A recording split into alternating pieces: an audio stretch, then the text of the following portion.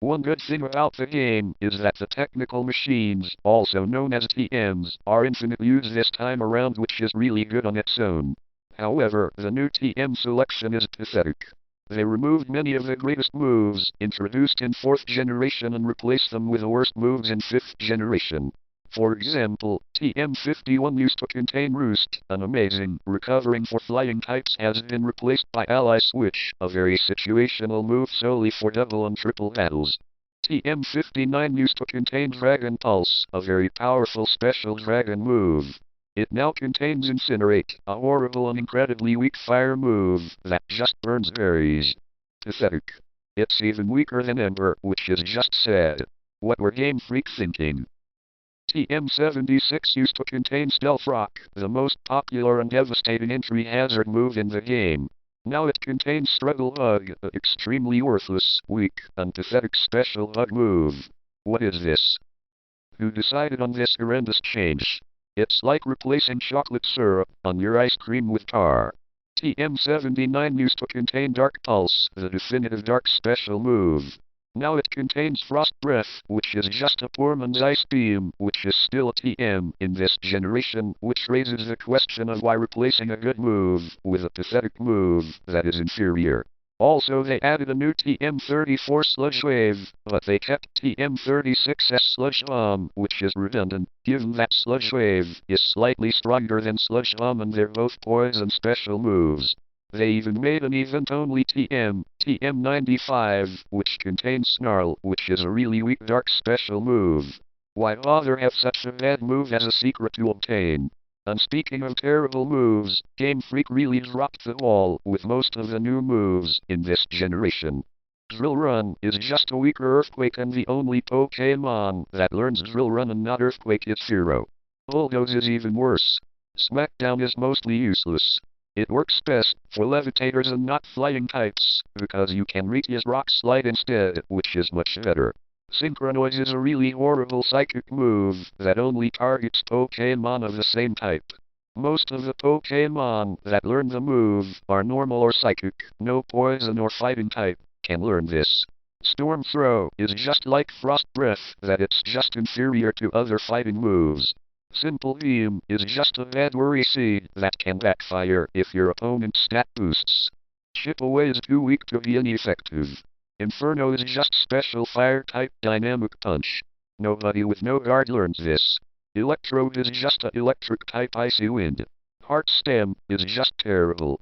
Very weak physical psychic move. Steamroller is just a bug-type stomp. Head Charge is an exact replica of Double Edge. There is no difference whatsoever besides name, animation, or the fact that only one Pokemon learns it.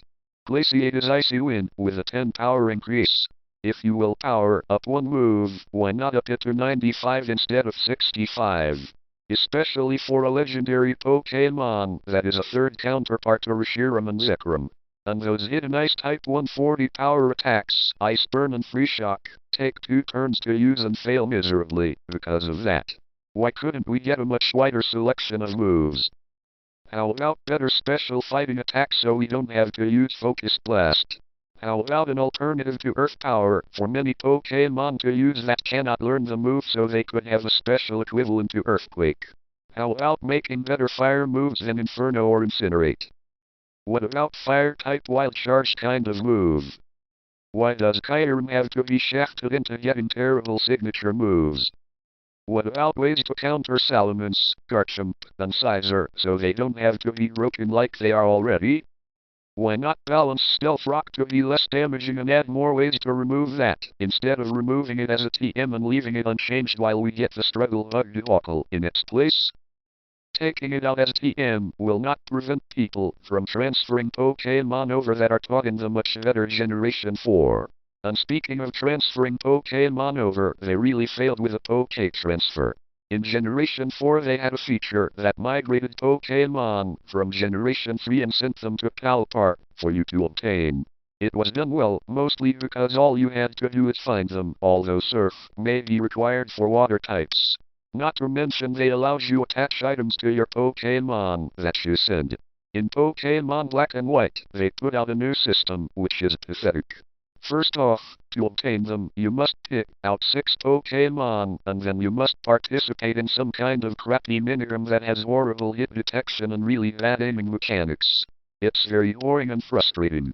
Then after a while you find a pink gas that if you hit makes the Pokemon sleep for a few seconds, making it easy to capture for a small amount of time if you've mastered the pitifully bad controls of this terrible minigame.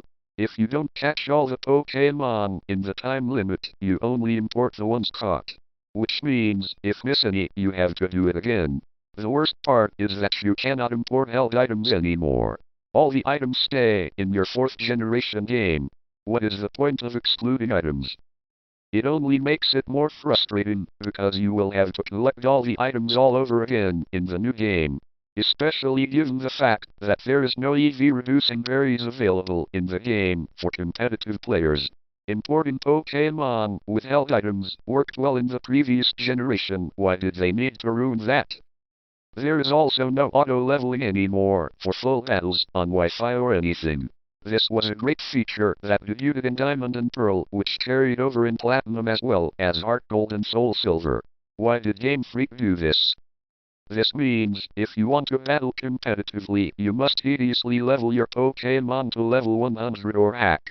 That's right, if you want to build many good teams under time constraints, it is best to use PokeSave or PokeGen. It was not the case with the previous generations. Granted, hacking still benefited you greatly, but at least you can build teams with good movesets with ease, with less needing to hack your game, as auto-leveling was there, as well as EV reducing berries. In Black and White, neither of those are available in the game, and on top of that many new Pokemon evolve and or learn essential moves much later than their previous generation counterparts, which means more tedious level raising. Seriously? Level 64 for Hydreigon. This game also was released after Heart Gold and Soul Silver, which are far superior games in design, difficulty, and gameplay among many other things. Many features were abandoned in Black and White that were present in the previous games. Such features as rematches with gym leaders, Battle Frontier, Pokemon following you around, the Prickern Pokeballs, running automatically. These features are the biggest removals in the game and really added a lot to Heart Gold and Soul Silver. Battle Subway is a decent variation of the Battle Tower that has been executed poorly. There are 2 trains for each battle style, regular and super, which makes it redundant. The only difference between the 2 is that super uses better Pokemon. Why can't they just use super lines? Not to mention you have to beat regular to get to super, which is really moronic. Also, you cannot rebattle the gym leaders like you would expect. Especially since there are more than one gym leader in Streeton and Appelacid.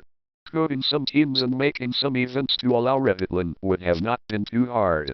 With that and the very short and limited replay value as well, the many problems mentioned really hurt Pokemon Black and White and makes it stand as one of the biggest disappointments in video game history. No main series Pokemon game is any more of a letdown than Pokemon Black and Pokemon White. These games are below average overall and as a game itself, due to its boring and tedious gameplay and compared to the greatness of the other generations, it is lacking fatally. This generation lacks the creativity, heart, content, soul, ingenuity, and fun that red, blue, yellow, gold, silver, crystal, ruby, sapphire, fire red, leaf green, emerald, diamond, pearl, platinum, heart gold, and soul silver that made them such classics.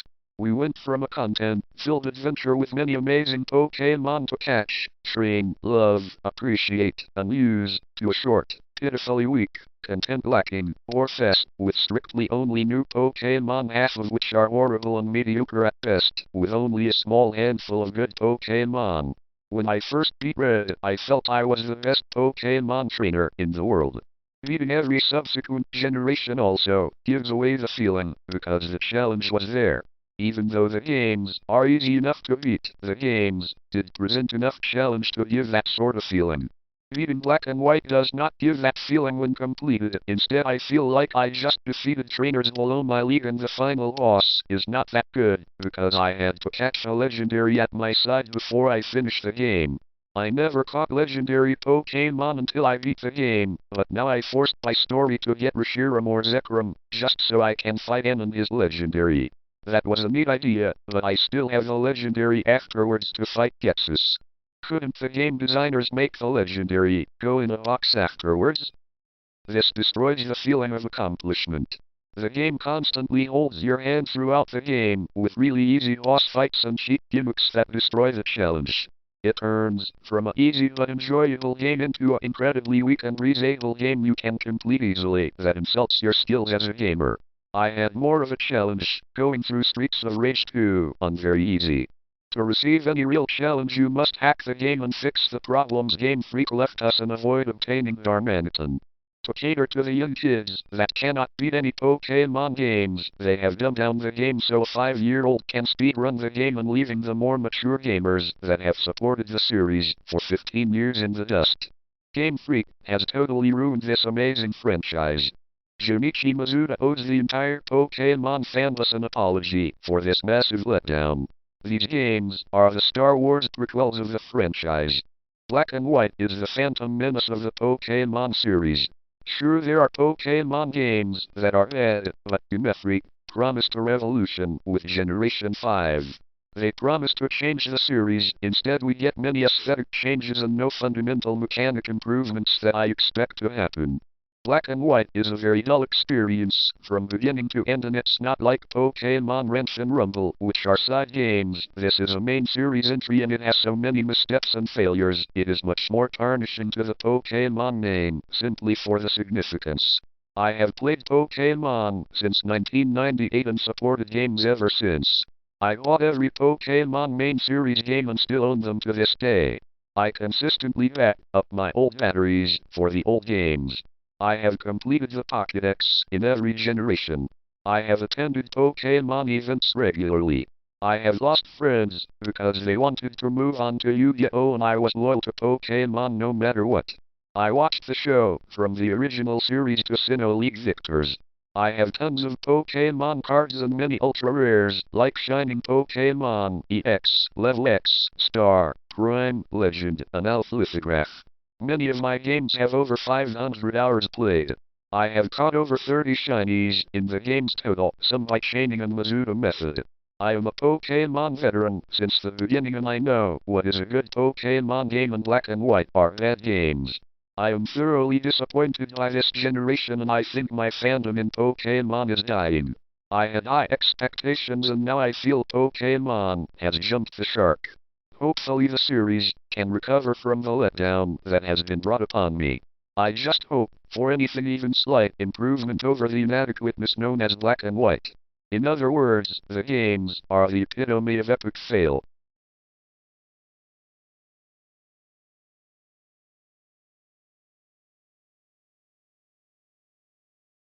I would rate the games at 4.5 out of 10. That is the closest that I can rate them through score.